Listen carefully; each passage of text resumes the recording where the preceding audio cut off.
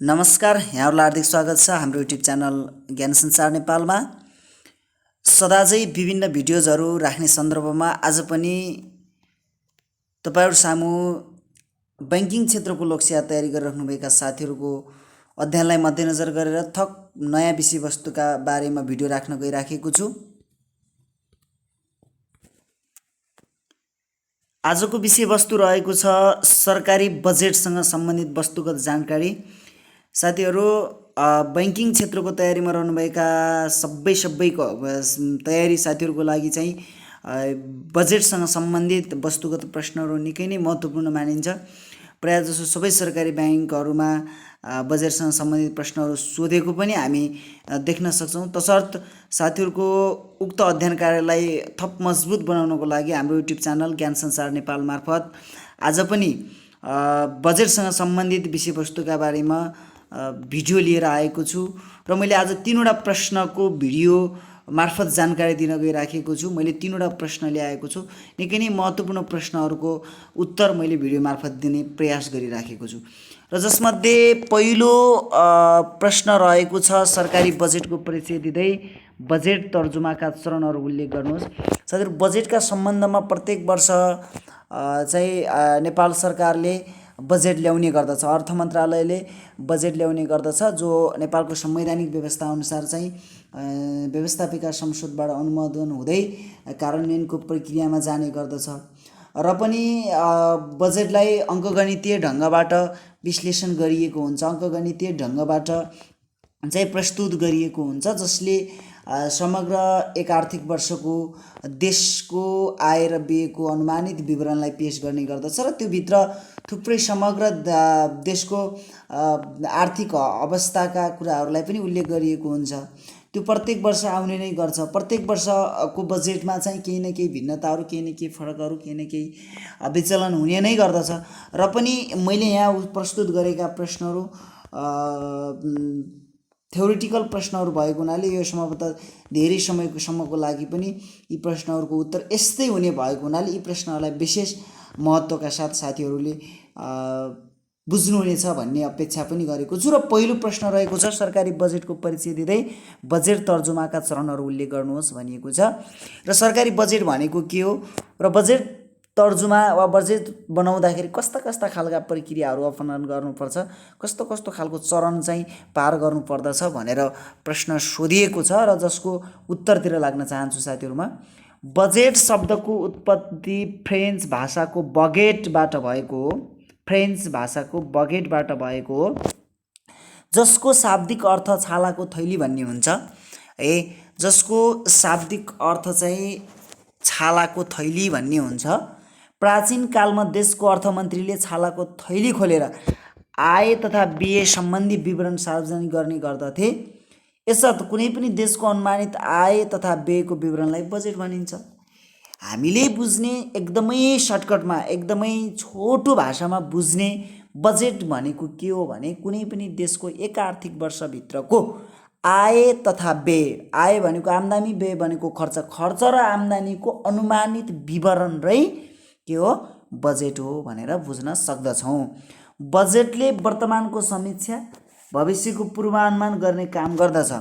Budget शब्दको प्रयोग सर्वप्रथम सन् 1733मा बेलायतका प्रधानमन्त्री तथा अर्थमन्त्री, तत्कालीन ब्रिटिस सरकारका प्रधानमन्त्री तथा अर्थमन्त्री रबर्ट बालपोलले गरेका हुन्।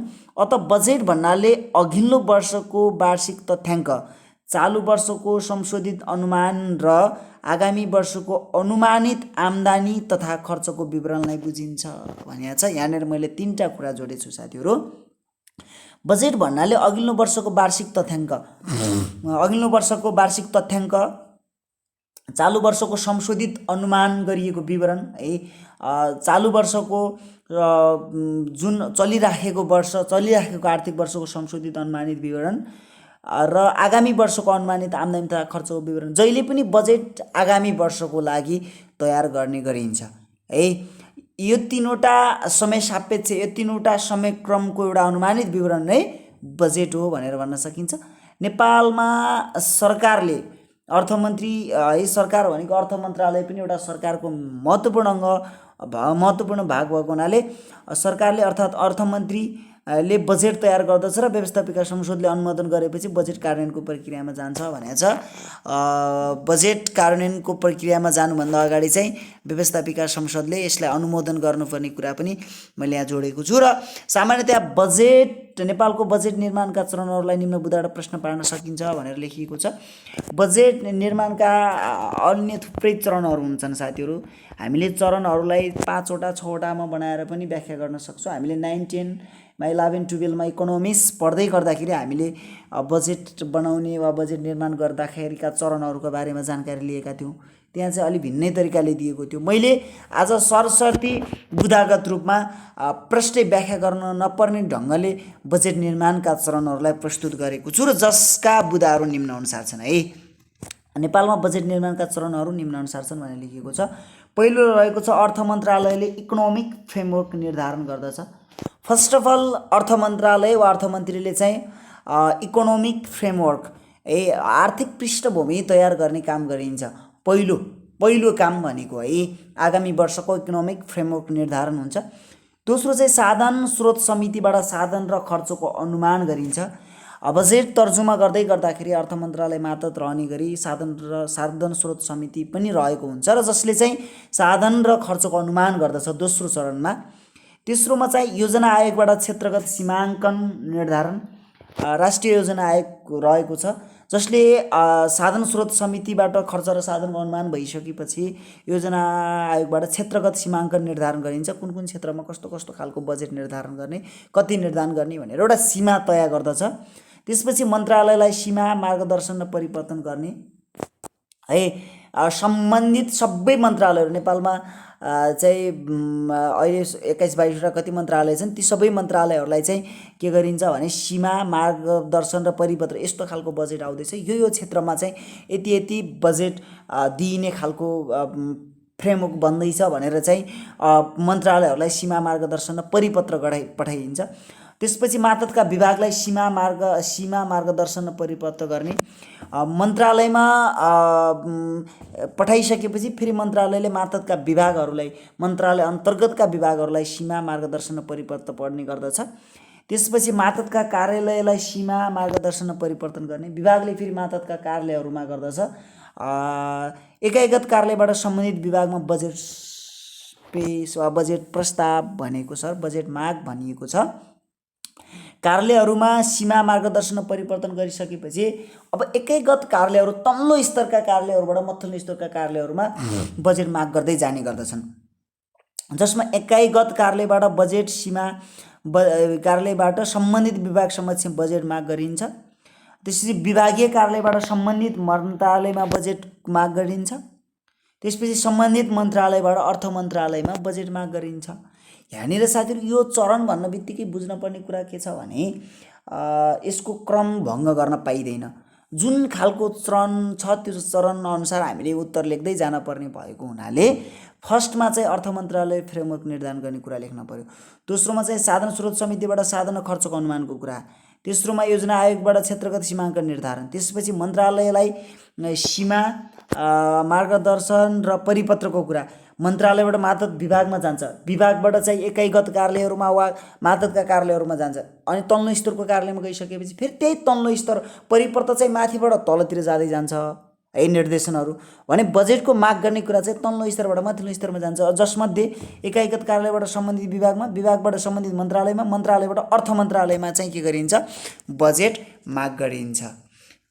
यसरी बजेट माग भइसकेपछि राष्ट्रिय योजना आयोगमा नीतिगत छलफल।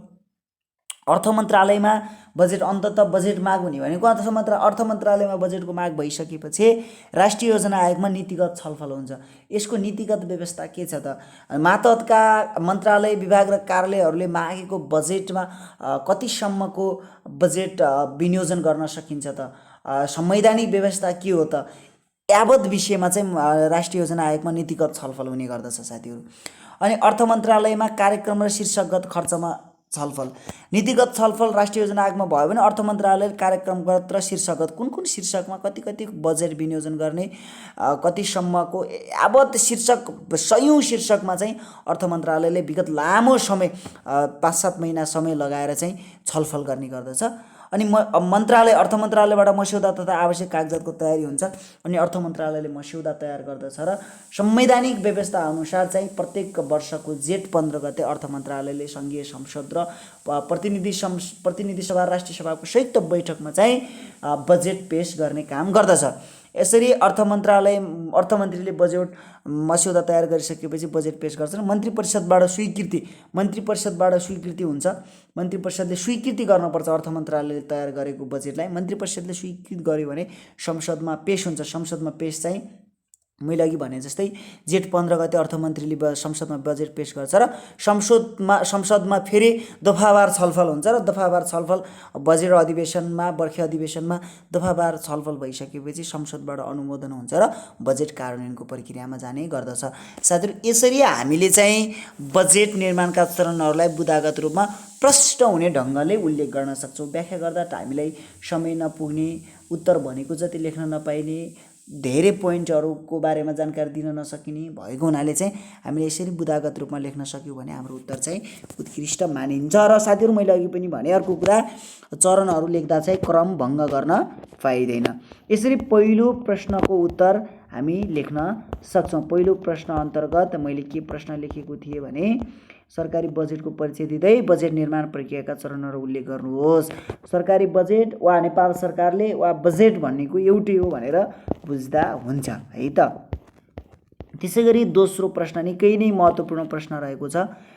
यो प्रश्न पनि बैंकिङ क्षेत्रको परीक्षाहरूमा सोधिराखेको प्रश्न हो र यसमा दोस्रो नम्बरको प्रश्न के छ भने बजेटको वर्गीकरणका सम्बन्धमा व्याख्या गर्नुहोस्। बजेटलाई कसरी वर्गीकरण गरिएको हुन्छ, बजेटलाई कुन आधारमा वर्गीकरण गरिएको हुन्छ जसको बारेमा उल्लेख गर्नुहोस् भनेको छ।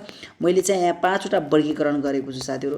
बजेटलाई थुप्रै ढङ्गबाट बुक अनुसार वर्गीकरण गरेको देख्न सक्छौँ। कसैले घाटा बजेट, नाफा बजेट, सन्तुलित बजेट, बजेटको प्रकार र वर्गीकरणलाई एउटै मानेको पनि हामी देख्न सक्छौँ। सामान्यतया बजेटको वर्गीकरण सोध्यो भने मैले यहाँ भिडियोमा प्रस्तुत गरेको उत्तर लेख्नु भयो भने साथीहरुले राम्रो मानिन्छ जस्तो लाग्छ मलाई।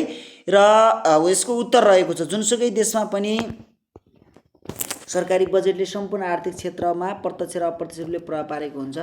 यो त भइ नै हाल्यो।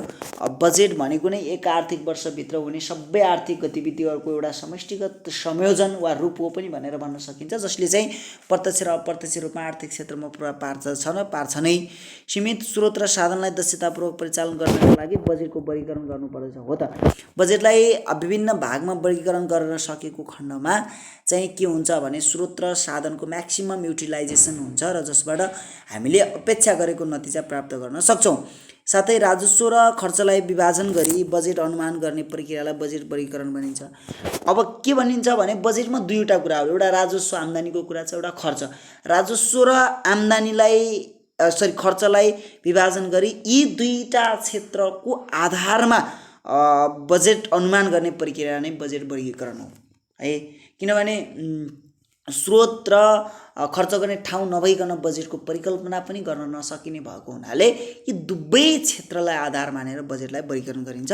बजेट वर्गीकरणलाई निम्नानुसार उल्लेख गर्न सकिन्छ भनिएको छ र मैले 5वटा तरिकामा बजेटलाई वर्गीकरण गरेको छु, जसमा एउटा छ कार्यमूलक वर्गीकरण। कामको आधारमा खर्च भएछ साथीहरु, खर्चतर्फको वर्गीकरणलाई कार्यगत वर्गीकरण भनिन्छ।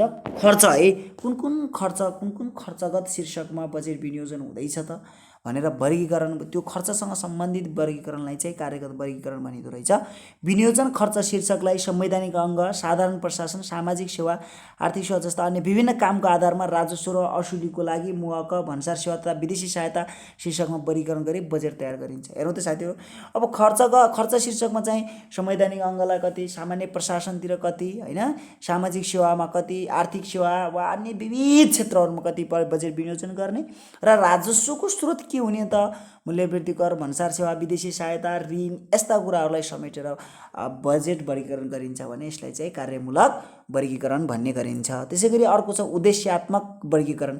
बजेटमा उल्लेखित आम्दानी र खर्चलाई तिनको स्वरूप र प्रकृतिका अनुसार राजस्व र खर्च शीर्षकमा वर्गीकरण गरिएको हुन्छ र त्यसको कार्यान्वयन आर्थिक ऐन विनियोजन ऐन मार्फत गर्ने गरिन्छ। काम र खर्च गरिने शीर्षकगत आधारलाई उद्देश्य मानेर गर्ने बजेटको वर्गीकरणलाई उद्देश्यात्मक वर्गीकरण भनिन्छ भने चाहिँ यहाँ प्रश्नै छ। काम र खर्च गरिने शीर्षकगत आधारलाई, काम र कुन खर्चमा खर्च गरिँदैछ शीर्षकगत आधारलाई उद्देश्य मानेर है, हामीले जुन बजेटले जुन शीर्षकमा चाहिँ खर्च गर्दैछ त्यसलाई चाहिँ उद्देश्य मानेर बजेटलाई वर्गीकरण गरिन्छ भने त्यसलाई चाहिँ उद्देश्यात्मक वर्गीकरण भनेर भन्न सकिन्छ भनेर उल्लेख गरेको छ साथीहरू। त्यसै गरी गमा छ सङ्गठनात्मक वर्गीकरण है। खर्च बजेटलाई एकमुष्ट रूपमा मन्त्रालय, विभाग, कार्यालय तथा योजनागत रूपमा वर्गीकरण गरिएको हुन्छ। सरकारको स्वीकृतिमा सङ्गठन तालिका अनुसार मन्त्रालय, विभाग, कार्यालय र अन्य निकायहरूको सङ्गठनात्मक विभाजन गरी प्रत्येक इकाइलाई रकम बाँडफाँड गरिन्छ है। सङ्गठनात्मक भनेको सङ्गठनको स्वरूप प्रकृति अनुसार बजेटलाई वर्गीकरण गरिन्छ भने त्यो सङ्गठनात्मक वर्गीकरण हो, जसमा के भनेको छ भने मन्त्रालय, विभाग, कार्यालय र अन्य निकायहरूको सङ्गठनात्मक विभाजन गरी प्रत्येक इकाइलाई रकम बाँडफाँड गरिन्छ। बजेटको सङ्गठनात्मक वर्गीकरणको आधारमा सरकारलाई केन्द्रीय अभिलेख राख्न, लेखा परीक्षण गर्न, राष्ट्रिय हिसाब राख्न सजिलो हुन्छ भनेको छ। प्रश्नै छ साथीहरू, सङ्गठनको प्रकृति स्वरूपमा बजेटको विनियोजन गरिन्छ भने त्यो चाहिँ सङ्गठनात्मक वर्गीकरणभित्र पर्ने गर्दछ। त्यसै गरी अर्को रहेको छ आर्थिक वर्गीकरण।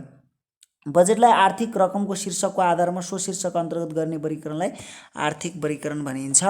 बजेटको आर्थिक वर्गीकरणलाई स्रोत र साधनको परिचालनमा सहजता ल्याउँछ भने चाहिँ यहाँ प्रश्न छ आर्थिक रकमको शीर्षकको आधारमा बजेटलाई शीर्षकगत रूपमा वर्गीकरण गरिन्छ भने त्यसलाई चाहिँ आर्थिक वर्गीकरण भनिन्छ भनेर भनिएको छ। र अन्त्यमा रहेको छ कार्यमूलक वर्गीकरण। यसलाई कार्यक्रमगत वर्गीकरणका रूपमा पनि बुझ्ने गरिन्छ है।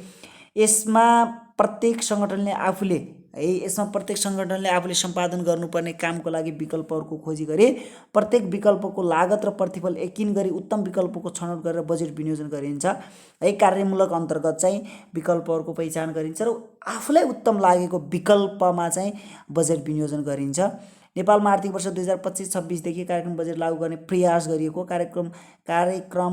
कार्यमूलक बजेटले कार्यक्रम चलाउन कति खर्च हुन्छ, यसबाट कति उपलब्धि हुन्छ भन्ने कुराको प्राथमिक रूपले हेर्दछ भनेको छ। कार्यक्रममूलक वा कार्यक्रमगत वर्गीकरण भनेको चाहिँ कार्यक्रम एउटा निश्चित कार्यक्रममा सम्पन्न गर्नको लागि कति बजेट चाहिन्छ, कति स्रोत आवश्यक पर्दछ, यस्ता कुराहरूको बारेमा चाहिँ यसले विशेष प्राथमिकता दिने भएको हुनाले चाहिँ कार्यक्रम बजेटले एउटा निश्चित कार्यक्रम सम्पादन गर्नको लागि सहजता ल्याउँछ भनेर भन्न सकिन्छ। र अन्त्यमा के भनेको छ भने बजेटलाई आय र व्यय बीचको अनुपातको आधारमा घाटा बजेट, नाफा र सन्तुलित बजेटका रूपमा पनि वर्गीकरण गरिन्छ भनेको छ। घाटा बजेट, नाफा बजेट र सन्तुलित बजेटका रूपमा पनि वर्गीकरण गर्न सकिन्छ भनेको छ साथीहरू। त्यसै गरी अब अन्तिम प्रश्न रहेको छ, आजको भिडियोको अन्तिम प्रश्न रहेको छ साथीहरू। बजेट अन्तर्गत नै मैले दुईवटा प्रश्नको बारेमा जानकारी दिइसकेको छु र मैले अब अन्तिम प्रश्न निकै नै महत्त्वपूर्ण प्रश्न, यो लोकसेवा आयोगका खरिदार नायब सुब्बातिर पनि धेरै पटक सोधेको प्रश्न हो र ब्याङ्किङ क्षेत्रको तयारीमा रहनुभएका साथीहरूलाई पनि यो महत्त्वपूर्ण हुनसक्छ। कार्यक्रम बजेट, प्रोग्राम बजेट भनेको के हो? अघि मैले कार्यक्रममूलक बजेट वर्गीकरणको बारेमा भनेको थिएँ, त्यस्तै कार्यक्रम बजेट भनेको के हो, यस बजेटका प्रमुख विशेषताहरू उल्लेख गर्नुहोस् भनेको छ। यसको बारेमा म जानकारी दिन गइराखेको छु। यसको उत्तर रहेको छ बजेट केवल निश्चित अवधिको खर्च र आयको अनुमानित विवरण मात्र नभई है राज्य सञ्चालनको मार्गदर्शन पनि हो। अघि हामीले सामान्यतया बजेट भनेको एक आर्थिक वर्षको आय र व्ययको विवरण भन्यौँ, त्यति मात्रै होइन। बजेट त एउटा राज्य सञ्चालनको आर्थिक संयन्त्र, आर्थिक मार्गदर्शन पनि हो, जसले चाहिँ एउटा देशको राज्य व्यवस्थालाई नै कुन ढङ्गबाट अगाडि बढ्ने, विकास र समृद्धिको नयाँ आयामहरू कसरी विकास गर्न सकिन्छ, कसरी सिर्जना गर्न सकिन्छ भन्ने कुराको जानकारी वा भन्ने कुराको पहिचान बजेटबाट हुने भएको हुनाले एउटा यो स्पष्ट राज्य व्यवस्था वा राज्य सञ्चालनको मार्गदर्शन पनि हो। कार्यक्रम बजेट भन्नाले त्यस्तो प्रकारको बजेट प्रणाली हो जसले सङ्गठनात्मक उद्देश्य तथा लक्ष्यलाई लगातार रूपमा मूल्याङ्कन गर्ने परिपाटी बसालेको हुन्छ।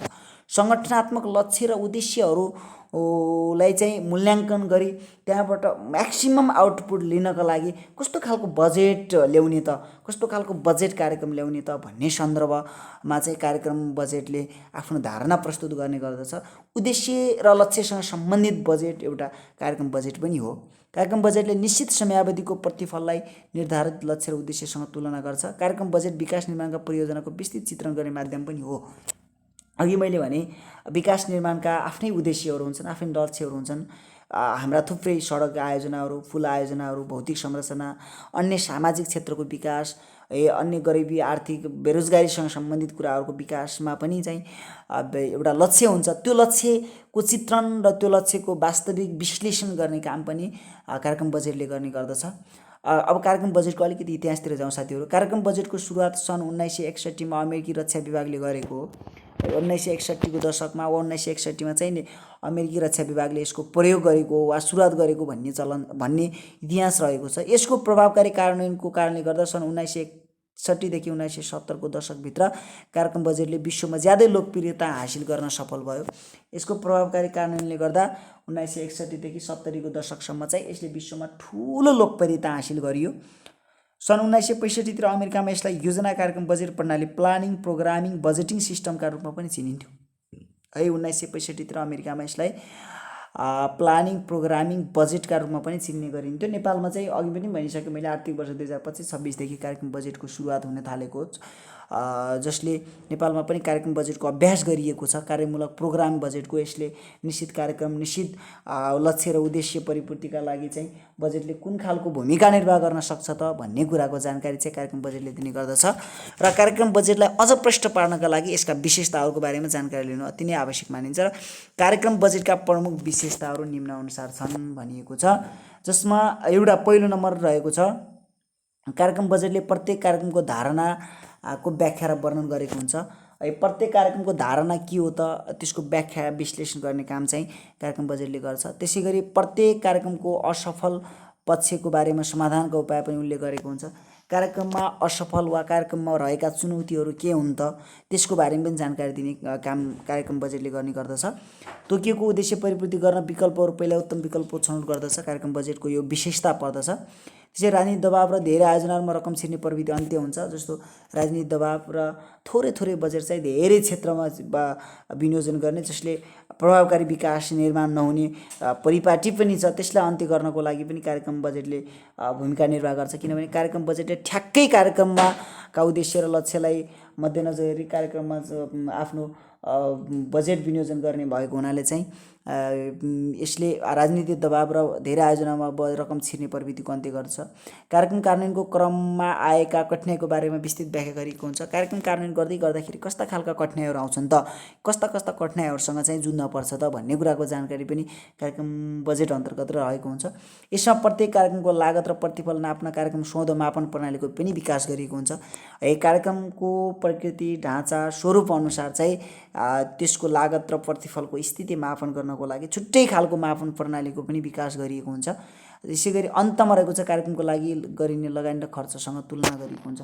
लगानी र खर्चको तुलना जरुर छ र त्यो कार्यक्रम बजेटले गर्दछ। आदि यस्तै अन्य खालका विशेषताहरू पनि कार्यक्रम बजेट अन्तर्गत रहेका छन्। साथीहरू आज पनि मैले तपाईहरूलाई ब्याङ्किङ क्षेत्रको तयारीमा रहनुभएका साथीहरूको अध्ययनलाई मजबुत हुने ढङ्गले